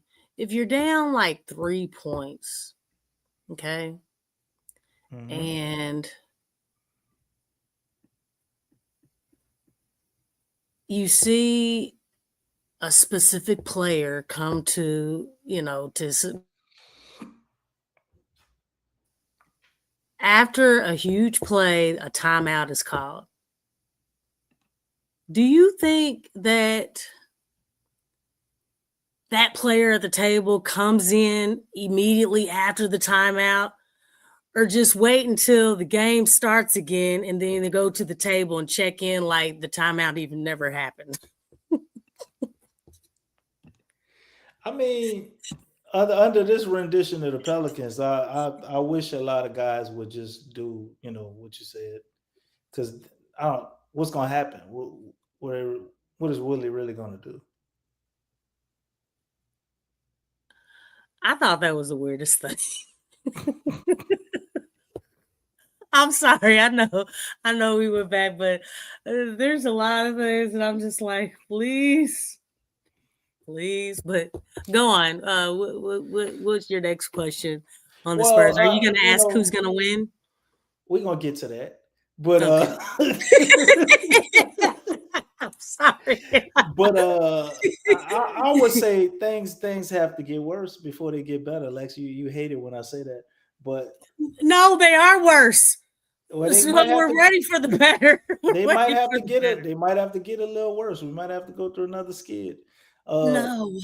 The more we lose, the closer we are. No, I don't want to hear that. That's what y'all said last season. And what happened? What happened, Stacey? We right on the precipice, Lex.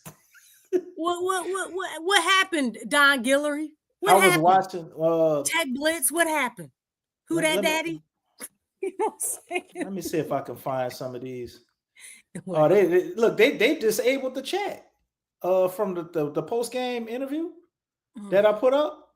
They disabled the chat, Lex. You know what it That's was. You know what terrible. everybody was. That's, you know what everybody was that's saying in the terrible. chat. Everybody in disabled the the chat chat. was. Everybody in the chat was saying fire Willie Green on their post game Pelicans page for the Pelicans post game interview. Everybody was in the chat saying fire Willie Green.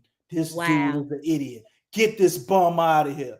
That's all everybody was saying in the chat. Yeah. So can you imagine us? So much for going free on speech on the Pelican site, huh? Right, they disabled. Can you imagine us going on a 7-game losing streak, 6-game losing streak? It might not You even know take what? that much. That's That what may it, be enough to that's get what- him out of here. That's what it looks like. I mean, I'm not even sure if they can't even beat like Boston. Even though Boston is down and out right now, they're I don't feel like that. I don't feel confident that they're going to beat them. They're down like a lot of key players. They traded a lot of players away, and I don't even feel like they can beat them. And really, if every game is going to be close, I'm going to let everybody know. That is a red flag. You know why? How many games under Willie Green has the Pelicans won when the game is determined 5 points and under? I say it's probably like 5 out of 40 or something like that, maybe 45. You are being very nice. Nah, You are being very nice. That's probably the real stat. Well, if Yeah, we I really know, go, but I mean, It's got to it be might low. it might be yeah, like thank you, like Stacey. 8 out of 8 out of 70. I feel 8 like out of all of 60. them, maybe one, maybe two. You say under 5 minutes, right? No, under 5 points. A game this determined 5 points or less. Oh shit! Got to be similar to the clutch time stats, clutch time wins and losses. Because in the clutch, everyone needs to know this. In the clutch, thank you, Jay Carval. Yeah, I'm sorry. 0 for 27. What he said. 0 for 27. I knew it was something similar, but you know what? 5 for 40. That's basically the same thing. Just put a 0 instead of the 5. But anyway, yeah, in the clutch, Willie is not capable of winning games. He's not capable of doing it. We know that we can win blowout games. Okay? But close games, that's far few in between, or it's non-existent, really. It's just non-existent. So if the games are close, oh my goodness, that's like playing Russian roulette. I mean, like literally, it really is, because yeah, it's not looking too good. That's the only way the Pelicans can win is if it's a blowout. Close games, and I feel like there's going to be a lot of close games, and we're going to be saying, oh man, just like you said earlier, Big Q, we should have won this game. We should have won this game. You have so many key players that are out. You should have won this game. How many times are we going to be talking about that? Or saying that we should have won, we could have won, we would have won? You know, it's literally like that. Like we're that close, but you can't even get over the hump to position everybody to make a solid play. This is true. Well, with that being stated, moving on to the Spurs, what are the keys to victory for us to possibly be able to beat San Antonio? Wait, I got to ask you about it. Without firing Willie Green. Huh? What are the keys to victory? What do they got to do to win on talent? You know, become the coach on the floor. You know, somebody wait. Pause for 1 second, Lex. That is a very good sentiment. That is something that could be possible. Who would you think right now? I know who we want it to be. I don't. Maybe you think he's capable, but who do you think right now would be capable of becoming a coach on the floor for us right now? Well, it would need to be Zion. I do a question. And this kind of goes with this. How did you all feel about Jordan Poole on tonight? I Poole's all thought right. he I thought he He played played. half Yeah, the I game. thought he played solid, pretty much. He showed up the first half, and the second half he was just Disappeared. Yeah, because Spears yes, should have thank played the you. whole second half, pretty much. I felt like he kind of disappeared a little bit, but then it seemed like he was out for a long time. Did that seem like Yeah, but I he mean, was sitting? I can't. Well, Willie Green has no imagination, so how dare he think it would possibly be a good idea to play Jordan Poole and Jeremiah Fears? That's just too many point guards at once. So that's kind of what kept him out, because the person who was playing his position was actually playing really well. So there's no way that our coach, could kind of think outside of Put that. them in together Yeah. at the same Oh time. no, that's Play Poole at the that's two. a Cardinals. That's a Cardinal sin, But Lex. but yet You you can't play had Jordan Poole at shoot guard, can you? That'd you be had crazy. two strong defensive liabilities in the backcourt, and that made more sense. Yes, you gotta go small ball. Okay. Lex.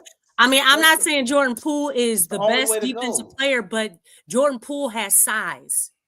So, I mean, it's like if it's basically you're looking at the lesser of the two evils. Like it's like, okay, Jeremiah Fears, he really added the scoring. We really needed that. That was great. So yes, you can keep him in. Jordan Hawkins, defensively and offensively, he really did not have it going. So you may want to sit him and maybe bring in Jordan Poole instead. Oh no, You know what I'm saying? Like, but to have Jordan Poole and Jeremiah Fears in there, it just, I don't know. That just doesn't make a whole lot of sense. Well, he played Jose and Jeremiah Fears, and that wouldn't work. So, of course, Yeah, there's a Jordan lot Poole of and Jeremiah there's a Fears wouldn't lot of work. defensive liabilities with the backcourt. Yeah. I mean, it's a lot of that's And why the reconstruction of the lineup really needs to be that's changed. why I was shocked that Micah Peavy didn't get some minutes. I thought he seemed like a Willie Green type guy. I thought for sure he would play him. I don't know what he's doing, but I don't think he know what he's doing, Lex. He's still trying shit. This no, the he's preseason not right trying now. nothing. He's not trying nothing. It's like he's Trying going rotations. backwards. Some But weird you ass know what? rotations It's out like there.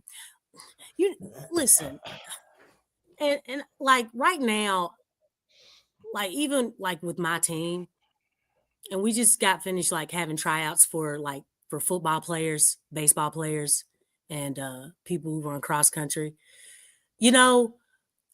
I'm immediately once I see the guys, I can tell you what position they're gonna play.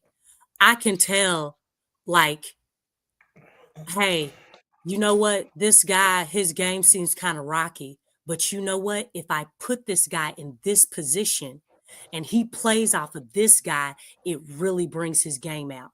He just needs a role. You know what I'm saying? And some guys need that. They don't know what their role is. That's why you have someone like a coach who knows and understands the game and positions. And it's like, you know what? I know exactly where you need to be. You know what I'm saying? Don't have the greatest handle. You know what?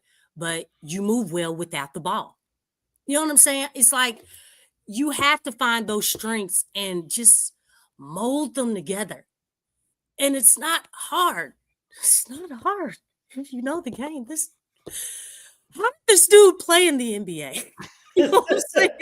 Because I feel like I should have been playing in the NBA over this dude.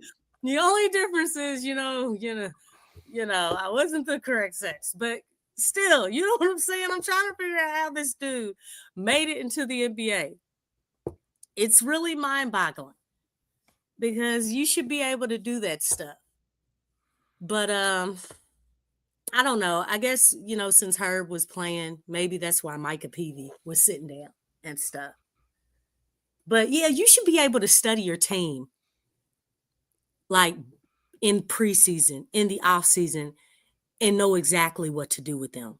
After seeing them, seeing what they're comfortable in doing, seeing where their game could go once they start putting in that work to improve their handle, improve their balance, improve their triple threat, how they're moving in the game and stuff like that. Understanding plays, whatever it is. It's really just taking the time to just look. But you know what? If he's looking, I don't think he's looking with purpose. You know what I'm saying? Like, he's just looking, like, literally. There's nothing to it. I'm finished, y'all. Big Q, you still here with us, brother? Yep. I'm just taking it all in, man. Listening to Lexxah, making some great points. What are your keys to victory for the Spurs against the Pelicans? Without tying Willie Green up and putting him in the basement. Hosting the show tonight. We're doing a great job tonight hosting the show. By the way, you get the stuff going on. Y'all give a round of applause in the chat. Throw up some flags. Something for DC. A thumbs up for DC. Why flags, brother? Why flags? American flags. I ain't saying that. They're not red, right? Y'all put some green and yellow ones up if you like, but Thank you, Lex. DC did a really good job. Y'all throw some books up in the chat too. DC did a really good job reading the stats. I don't need some too many. Did a really good job of reading the stats. Yeah, DC did a really good job of reading the stats. So shout out to DC. We got it. Thank you, brother. What is okay? That sounds very wonderful, Lex. All right. Now, see, this is the thing, man. Against the Spurs, my brother. Well, this is my thing, man. I just want to give you your trophy from Cool Runnings. But outside of that, we lost tonight. I don't need no trophy. Okay, cool.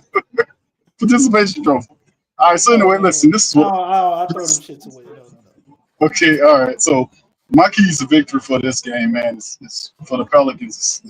I ain't gonna say it's simple, but it's fundamental, right? Trey Murphy had an off game. I don't think Trey will have an off game against the Spurs. I think Trey will get more involved. He'll score more points in this upcoming matchup. That's something I think Zion will be more keyed in for the game. We'll see a little bit better or more stronger performance as a trio between those guys. I think Herb did a really good job, his side of it. But the keys for me is the communication. As you can see, when the game started to break down in the clutch moments, Pelicans started committing very ridiculous and low IQ turnovers, bad passes, unforced errors in the clutch moments of the game. That can't happen. So they got to respect the ball. That's number one. They got to respect the ball during those time frames. They have to be able to communicate, especially on defense. What happened with Herb Jones being one-on-one with Ja Morant with all that space around him was egregious. That was awful. That was terrible. Herb is a solid defender, a really good defender, but that is a lot to ask for Herb Jones to guard Ja Morant with one foul remaining. That was stupid on the back end of the game. So that type of stuff has to be limited. I know they ain't going to be able to totally stop that, but that has to be limited and as far as that's concerned. So I expect a more competitive Pelican team. Like you said as well, you coined that phrase about winning just with all talent, because they're not going to out-scheme anybody. So the Pelicans will get victory simply because all the players are hitting shots. So you're gonna see a Trey Murphy. If Willie don't ice That's him true. out, So if Trey hitting his shots, with Trey hitting his 3-pointers, Jordan Poole hitting his 3-pointers, and then you get other guys. Herb hits one or two of those guys, and then Zion is doing this thing.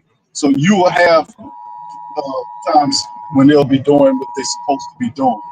But outside of that, it's like my bell is here, so that's all I got for you guys. All right. I'm sorry about that. But hey, DC, what's up, Lex? Can I answer the question? Yeah, but we got a super chat first, baby. Oh yeah, okay, yeah, my bad. My man, D Nola 60, appreciate them 10 bones. Willie Green needs to be fired. He doesn't handle rotations well, and another third quarter screw up. So with here. Donations. Donations, donations, donations, donations, donations, gifts, gifts, gifts, more gifts, more gifts. Appreciate all the gifts. Appreciate it, man. Thank you. All right, Lex. You could go ahead and expound on that. Ball movement and player movement.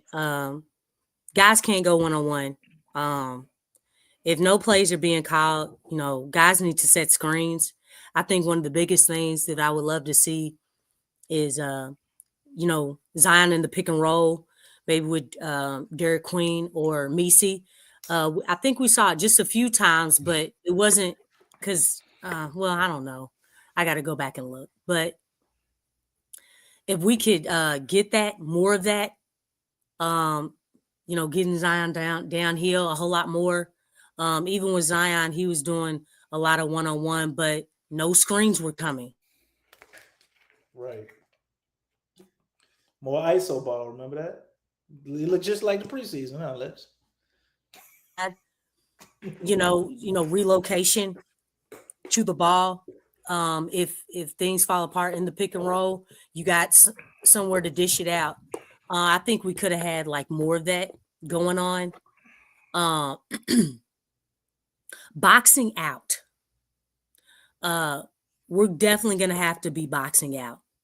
Wemby is, obviously he's long, but if you can just go back to basic fundamentals and box him out, make him go over your back, and trust me, the way that he gets off the ground is going to be very convincing if you're boxing him out and he goes over your back. It'll be like a tree, like, being cut down or something.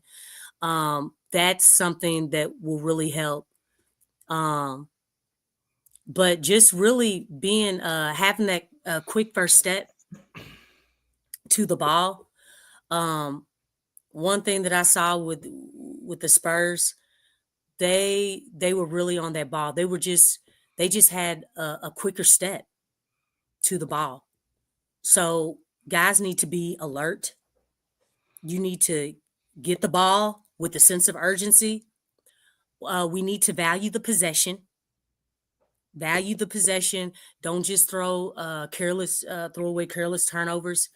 You got to take care of the ball. This team is very disciplined. So how do you counter discipline? Well, you have to be more disciplined. You got to be more disciplined. Now, all that being said, with this team, all those things are going to be hard to do because, it's almost like the bad habits are kind of, in a weird sense, they're encouraged. So we just, the team just has to be better in the best way that they can on getting back to fundamentals, ball movement, player, rebound the ball, you got to box out. And then just valuing that possession and being disciplined. And if they can do that, not playing too far on weak side, if they can do those things, as well as play with energy, because energy is going to be needed, because the Spurs definitely played with a lot of energy on tonight. They just wanted it more. They wanted to win more. And the Pelicans, they got to level up. Okay. Great points, Lex. And I'd like to add one thing to it. Okay. For the Pels to be able to win against the Spurs, I think we need to. Up. Oh, I'm sorry. Can you hear me better now? Yeah. Yep. Okay. For the Pels to be able to win against the Spurs, I think it's something very simple that could happen. We all talked about it tonight. You had Jeremiah Ferris playing awesome. And for some reason, after he took a breather that he didn't look like he needed, he didn't come back into the game until a minute and 30 seconds left. You had Zion come out when he was getting into a rhythm Yeah. and going on a run. Mhm. You had Trey and Jordan Poole sit for extended minutes, and they Yeah. clearly were, iced out or cooled down. So Willie Green needs to lean more into playing as starters, extended minutes, especially if they got something going. Yeah. Let them ride that wave till they start to simmer down a little bit, and then you go ahead and pull them out, man. I mean, you can't. It's almost like Willie Green runs his rotations like how the auto coach would on 2K. It's just like these set minutes, and when I get to this point, no matter what the hell is going on, I'm gonna just pull them out. And you sitting there with the controller, Joe Dumars sitting up there. Maybe he can only pull a controller out for home games. Maybe that's what it is. But Joe Dumars is looking, no, don't take him out right now. Why would you do that? But they in Memphis. So we'll see what it looks like at home. But I think the rotations were so bad that it causes a lot of other issues that show up as fundamental basketball things, or players can't hit shots, players can't make free throws, players having turnovers at inopportune times because they're out of rhythm. Like basketball is a game based on rhythm. And Willie Green obviously does not understand rhythm at all. No, he doesn't. So if he can just, it's the weird thing, because remember we used to talk about Willie not wanting to open up his bench, not wanting to go 10 deep. He went 10 deep tonight, but he actually didn't need to. Mm-mm. We only needed to play maybe about eight or nine guys, and the ninth guy might not have to play a whole lot of minutes, but he actually needs to lean more into his shorter rotations like he wants to do. And for the love of God, if Misi plays or Carlo is back, do not try this small ball shit against the Spurs. Yeah, you know he's gonna do that. He wants to do that so Shit bad. against the Spurs. He wants to put Zion at the 5 so bad. Oh, You hear Zion me? is not a center. Nothing about him says I know. center. Nothing. Zion is actually like a 1, 2, or a 3. He You know what I'm he saying? had Sadiq Bey. They had him and Herb taking responsibilities at the 5 as well too, Lex. But And that's they're and that's all what 6'6" the problem and is. 6'7". Like what are you doing, bro? But nonetheless, it don't help the defense in the paint. Ja was scoring too easy. Man, they didn't even With stop that ball. shit. Did you see So- that?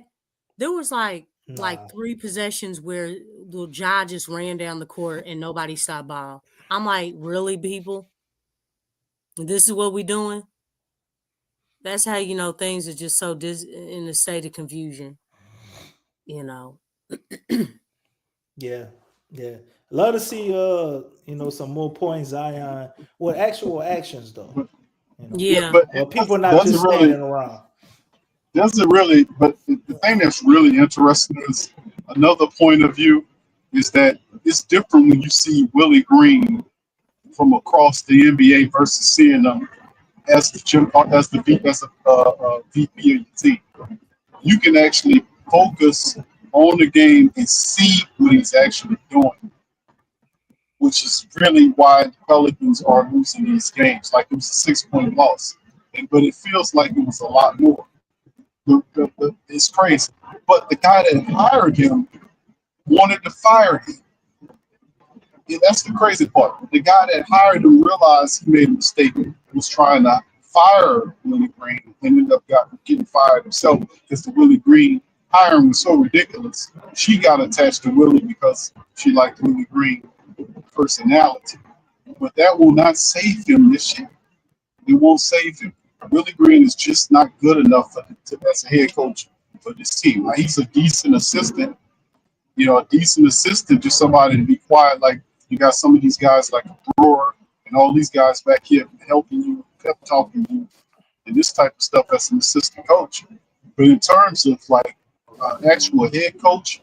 He's not a strategist. He's not a chess player in terms of his very low IQ.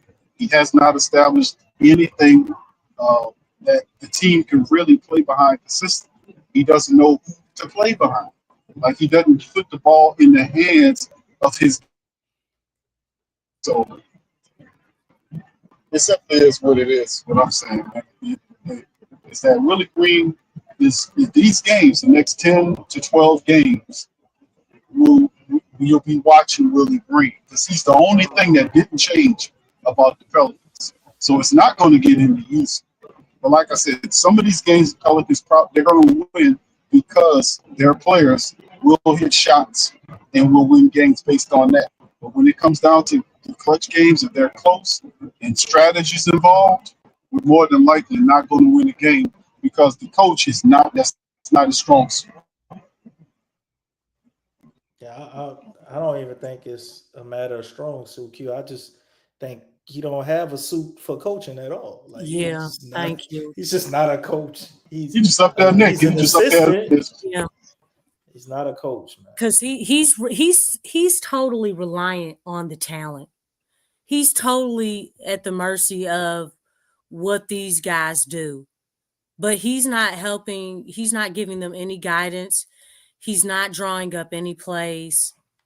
He can't, he doesn't really. I think this is the biggest thing, the feel. Like, there is a feel to the game. There's a vibe. There's a flow. And he's not one with that. Like, and it's so weird because I don't think that's talked about enough. When you look at these other coaches, they have a very nice feel for the game. Like, they understand, like, they have situational awareness. They just understand and they know exactly what to do. And even if it's not situational, like, it's almost like the spirit of the game. I mean, I don't know if it's good to take it there, but I just, there's just something about it. Like, you gotta feel it, man. You gotta feel it. And it's just bad. He don't feel nothing. For him to have faith in God and stuff and things. And are you sure? You know what I'm saying? You know what I'm saying? Because, dude, I mean, it's just that's something. Y'all know what I'm talking about? Y'all know we feel. You know what I'm saying? Like, it's some conviction about the game. Yeah, ball on soul. That's what you're saying. You soul. You got a soul. You ain't got a basketball soul. Oh my goodness! You better speak that. Thank you, McHugh. That's what I'm talking about right there. A basketball soul. That's exactly it. That was perfect. Thank you. I appreciate that. Ooh, that was heavy. Ooh. BJ Twix say he's starting to think Willie on the spectrum. And I think that sums it up. And then you just brought it. Oh, goodness gracious! I'm sorry. Oh, goodness gracious. Yeah. But nonetheless, so game predictions. Do y'all think the Pels can pull it out and get a dub on the road against the Spurs? And then with that, it's possible. Go ahead and give your closing statements. Is that a home game? Yes, it's possible. Yeah, it's our home open. It's possible if they hit their shots, because they have enough talent and shooters to make it competitive. It's possible if these guys hit their shots, but it won't be anything that Willie Green do. It's about the players. If the players hit their shots, they have a chance. Like tonight, Willie Green's coaching could have helped if he was a coach. But if Trey hit a couple more shots, they more than likely could have won the game. So if the talent performs and the shots fall for the top three and guys get involved, they could possibly win the game. But if it's not that, then chances are it probably won't. So I'm just gonna go with the Spurs. But it is a chance that they can win. But I got the Spurs in this one. Uh-oh. What you say, Sean and Lex? Tasha aren't in here, are they? Oh, they basking in the glory of the Spurs. They had a pretty good home opener, so. Yeah. They blew out the Dallas Mavericks, man. Mm-hmm. What you say, Lex? You think the That's how you open the Pelicans season. or they lose? The Pelicans won't win. Damn. But not because yeah, we already know what it is, man. I mean, I feel like this is gonna be at every stream. Everyone, Lex, you don't think we're gonna get a win this year? No, like it's still. Let me drop my mic. God damn. No, listen. Let's say we go at 0-82. No, I want you to. Well, 0-15 for when it's not that. It's the fact that we're gonna see a lot of the things that's hurting the team. That's even if they do win, they're still gonna be the problems are still gonna be there. You see what I'm saying? Yeah. It's almost like we can't really be excited even if the Pelicans do win. Because it's like, dude, some of the same things that you do in losses, they were still there. Y'all just happened, the team, like Trey was hot. Zion was really feeling it in that game. Fears was really feeling it. You see what I'm saying? That's what is concerning. That's the problems are still there. I mean, I'm not saying that they're not gonna win a game or games, but my thing is like, look, the problems are just going to be there, whether they win or whether they lose. It's gonna be the same thing. They just got lucky on that night, basically. That's what I feel like. I mean, it won't. I feel like when we come to these streams, it won't be like, man, like we're seeing improvement. Man, these were some great plays. I feel like the third quarters, we've all talked about the third quarters. Third quarters have been a problem in the past, and they're still a problem. We know that if a team hits a 40-point quarter or has a 40-point quarter, that's basically a loss. Have the Pelicans ever won when the other team had just one 40-point quarter?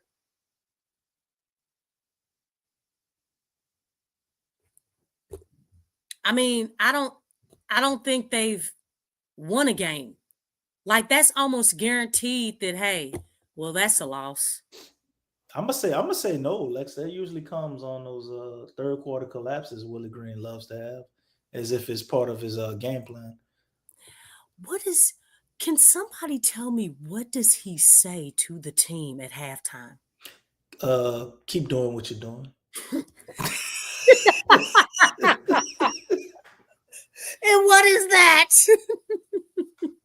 Keep doing what you're doing. That's Oh pretty much what he said. Anybody else want to take a crack at it? What else could he possibly say? Oh my gosh. We're gonna go out there, we're gonna keep going doing what we've been doing, and we're gonna go ahead and let's close out this quarter. He ain't saying we gotta fight. You know what I'm saying? Oh my goodness. Knox Villain say we need a camera in there. Togetherness, really love. Know what he says at halftime. Togetherness, joy, and compassion, baby. Because it's like, dude, whatever you're saying at halftime, it is not motivating. Not at all. But I think the Pels are gonna get the dub against the Spurs for one reason. I do think the players are upset about the way this game went. You had Fears, who's a phenomenal rookie. I know VJ put up like 30 points tonight, so he's gonna be the guy that's probably getting all the talk. right now. But Fears went out, shot 70% in 18 minutes, gave 17 points on the road as a rookie. So I don't know what his stat line is going to look like, but I just see him having an impact in any game that he plays significant minutes in some way. And I think Derek Queen, the more he plays, the better he'll get. Obviously, he looks like he needs to get into game shape. We are shorthanded with the bigs, but Trey Murphy, Zion, both having an off game, I don't see it back home in the blender. And I think they'll be able to go ahead and take one. They clearly should have won tonight. We obviously going to have to win on talent. And Wemby did drop 40 points. Was only 30 minutes. But is he going to drop another 40, 50-point game? I think Wemby is a player of that caliber. Hold up, Lex. Let me finish. Wemby is a player of that caliber that can pull off such performances. But I think this is the year where he's starting to string those type of things together. And we may be able to catch him. Well, you can't put a performance together like that back to back. Only got a day of rest in between. Both teams are traveling back. I think we can get a win against the Spurs, but I think wins will come few and far between. And this is on one stipulation that I think Carlo Makovich will be able to suit up. Now, I ain't gonna lie to you. If he coming back on 24th. Carlo ain't a savior or nothing, but I mean, damn, we need some bigs, right? So you'll have Dickerson, Carlo, and Queen. Okay. If Carlo don't suit up, I don't know what the hell we're gonna do. We're probably gonna be in foul trouble. Oh, Wemby yeah. went out there and scored 40 points, and he finally looks like he has realized he doesn't need to shoot 5 or 6 3-pointers. That's all everybody's waiting for him to figure out.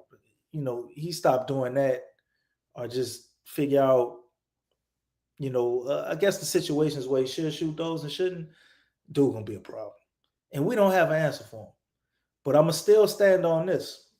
Zion don't have a lot of off games back to back. I mean, this I don't see them having an answer for Zion, though. It was Lexxah. I mean, watching. No, I mean he could have did better, but if you look at what he was doing defensively, rebounding, this is one of his better rebounding days. I mean, it'd be nice if it was double digits, but he was keeping us in it for the most part. I think the timings of which he came out the game, when he was pulled out the game, that was bad timing because he was in a rhythm. And like I said earlier, Willie broke his rhythm. You know what I'm saying? I think Zion could have did more, but when you have someone standing in as the coach and pulling someone who has it going, I mean, helping out the other team, it makes it very difficult. It's very glaring. You're right, but that first half, the second half, he was a lot better. Defensively, he was I didn't see the first half. So, the whole game. Yeah, that's what the first half, it was really rocky. I should have asked y'all what happened. It was really rocky. That's where a lot of those blocks came from. I was talking about Lexxah. Zion was missing shots he would make. And, I can't act like he was just horrible because he was getting fouled and they wasn't calling nothing. Memphis did, get 43 free throw attempts. And we got 33 or something. So there's a lot of free throws on both sides. But I just don't see another performance like that from Zion or Trey. And the one thing, Wemby, ain't no answer for him. But I don't feel like they have an answer for Zion or Trey either on their team. Jeremy Sohan, probably their best defender. He may or may not be back, so. They do have an answer for Zion and Trey, right? Come on, Lex. I'm talking about the Spurs. Yeah, I know. I'm talking about them too. They do have an answer. and he's an informant. You know what I'm saying? I got you. You know But what I'm saying? I think the Pels can go and they can pull out this one. We know they ain't going on no winning streak. I ain't saying that, but I think they can pull out this one win against the Spurs. Last time I remember them playing the Spurs, I think we lost. But the game before that, that's when Zion had that. Well, you know what? I'm thinking about the season where we were actually in contention because shit, last season didn't really even come. When Zion hit that game winner is really the one I'm referring to. Thinking about that, but I think they can get one, man, against the Spurs. They don't have an answer for Zion. They never did, even though you would think Wemby would be a great deterrent to him. Don't really happen. Now my man Don Guillory, bro. I'm saying I didn't say it was bad. I said it was off. 50% for Zion. Still kind of off. It was under 50%. It was actually 47. He usually It shoots was 60. 47. Right. That's an there off was night. more- That's an off night for Zion, bro. That's how good the dude is. Yeah, I mean, Zion could have easily gave more. I don't want to say off, but I mean, he definitely could have did a whole lot better. Like I said, he had a rocky start, and when it your was- his rhythm was messed up. is broken, and really you're not put in a position to get things going, that makes it difficult. That makes it very difficult, and it you have to allow a player to get into a rhythm. You really do, and that makes the world of a difference. That's just like Zion was in a rhythm at 5:34. Okay, third quarter. Because That was such a Memphis was going on a crazy- run. That was That's such a when crazy Zion was the crazy only song. one who had it going. Like he was Crazy. in a great rhythm. He was back to back to back to back baskets, and he was subbed out. I mean, that's crazy. That's just crazy. You don't do that to your own player. You just don't do that. Let alone, the star. But like I said, Willie Green treats Zion like a role player. He does. He doesn't like him. I would never It shows in understand. his actions. I would. Actions speak And louder than it's words. not just him, Lex. I've seen him do like he did the same thing to Jeremiah Fears. You think he Yeah, hates him? Jeremiah. Yeah, I agree. You think he hates him? I don't think so. I Well, think he doesn't like rookies because he'd rather sit I mean, rookies. he started Herb as a rookie. He started Yves Mises. I think Misi. I think Willie is just a fucking idiot. He's just stupid. It's really that simple. Maybe he don't like Zion. I think y'all might be on to something about that, especially after watching that interview tonight. And Yeah, they he brought that doesn't. up. His body language Like, and everything changed. But yeah, he's not like the thing is Willie does not want a star on this team. That's the way he really operates. Oh, you're getting too much shine. Let me sit you down. Think about it. That's a warped mentality, especially when you're coaching in a league that is built on stars. Like it's a star-driven league. And you operate your team like you want everybody on the same playing field. Everybody's not on the same playing field. You have strong role players. You have guys that do well that come off the bench, and you have guys that lead the charge, that are your closers. And he just doesn't understand that. Everything, all the moves that he makes scream out, hey, everybody here is a role player. And maybe it's something like an insecurity that he has because he was a role player. I mean, he didn't get any shine when he played. So, I mean, I don't know where it comes from. It could be the fact that he's stubborn, but that needs to be studied. But really, I'd like it to be studied him away from the Pelicans, maybe at his crib, never around the Pelicans facilities, around the players. It needs to be studied afar, like out of sight, out of mind, forever. Back to you, DC. You know what I'm saying? I think it could be studied, Lex, but when people start to actually research At a it, distance. it don't even take. It's like armchair research. They ain't really got to do no real research. They're like, oh, this shit ain't a worthy topic. The dude's just an idiot.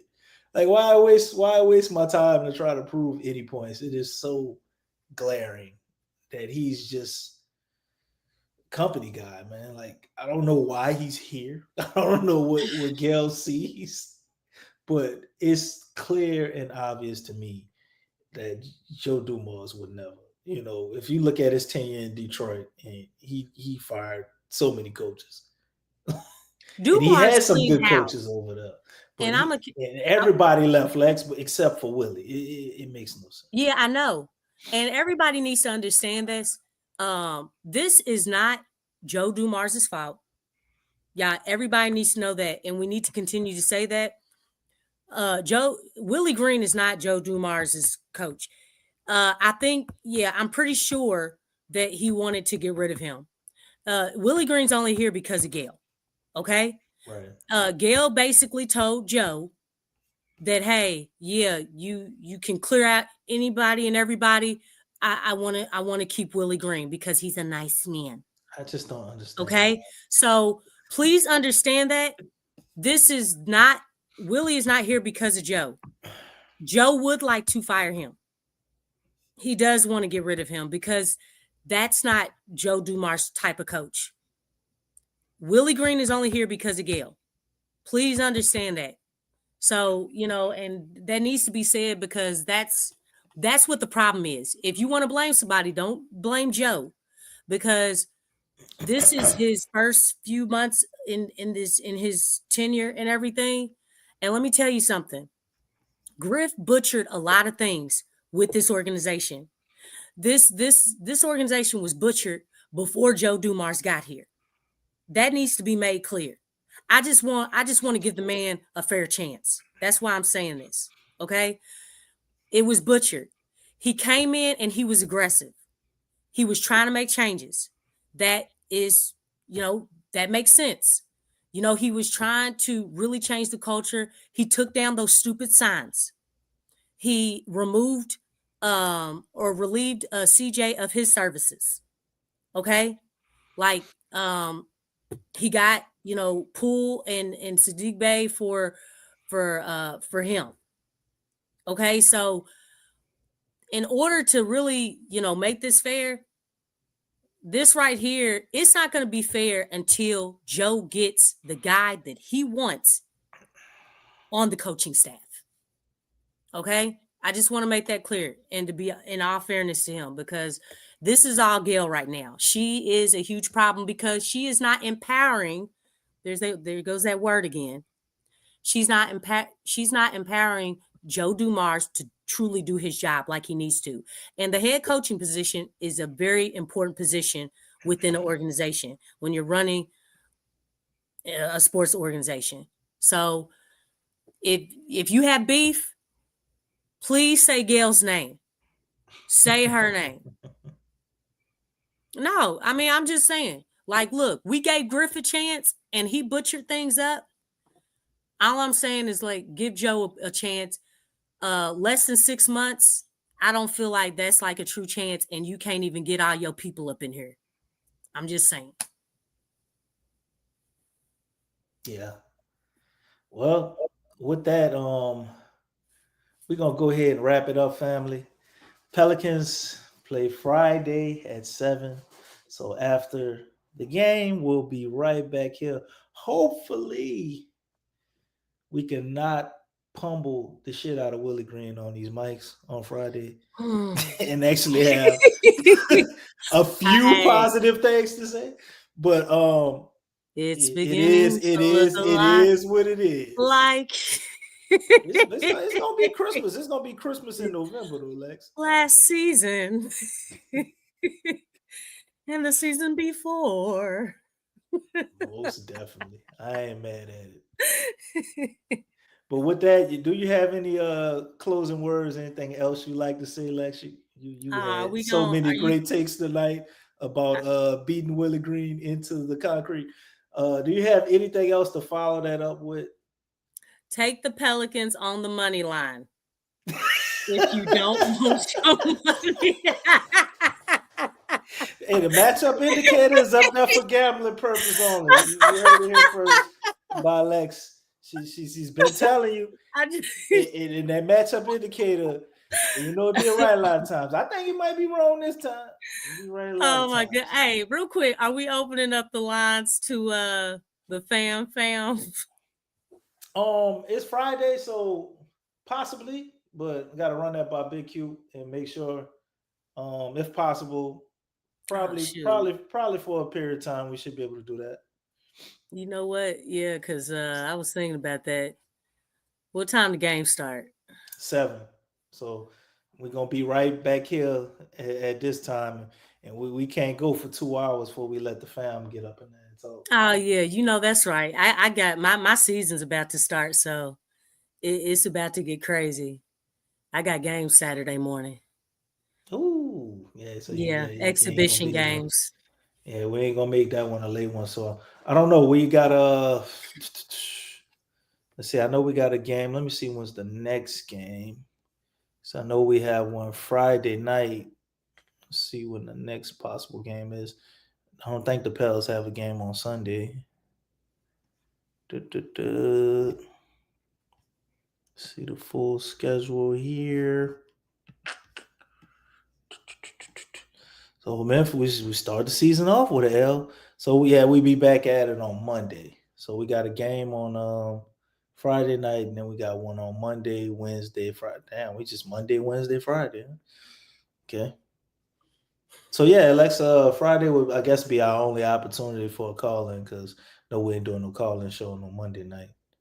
And we're probably just going to have to modify the time, but I run across Big Q and we'll see how we going to do that. Okay. So join us here Friday night for all things Pelicans. We're going to give you them honest, real, heartwarming, full of laugh type of takes, and definitely truthful towards the Pels, especially none other than Willie Green. We should have put him on the thumbnail tonight because it just was such a horrible travesty of coaching tonight. Yeah. But with that, it's still go Pels, and we'll see y'all Friday. Peace. You're listening to the Pelicans Postgame Report on the PRO Media Network for all things Pelicans. Perfect. Fly Pelican, fly Pelican, fly Pelican. And I tell them that. Fly down, I'm a Pelican forever. Yeah, ain't gon' lie, I feel flyer than I ever been. We stay ballin', this New Orleans, I'm a Pelican. It's going down in the nest, wild, wild west. Come in town and you best, show us some respect. 3-point threat, I better make it rain. If it's up, then don't jump stupid like your ankle sprain. Always saying, never hate the player, hate the game. Jumpin' where the dame late, bunch of train. Post game, Big Q, talking about business. Bird gang, YouTube, they ain't flocking with us. Lock up the division mission, get into the finals. Finish competition, then it's going win the title. I know this flyer than you can get. Such a threat that the ref just might call a tag. You could double, you could press, but you can't check. Right, left, slide by you like a Eurostep. Fly Pelican, fly Pelican, fly Pelican. And I tell them that birds of a feather flock together. Fly down, I'm a Pelican forever, Pelican forever. And never, and never, and never, and never, and never, and never say birds of a feather flock together. Yeah, fly down, I'm a Pelican forever.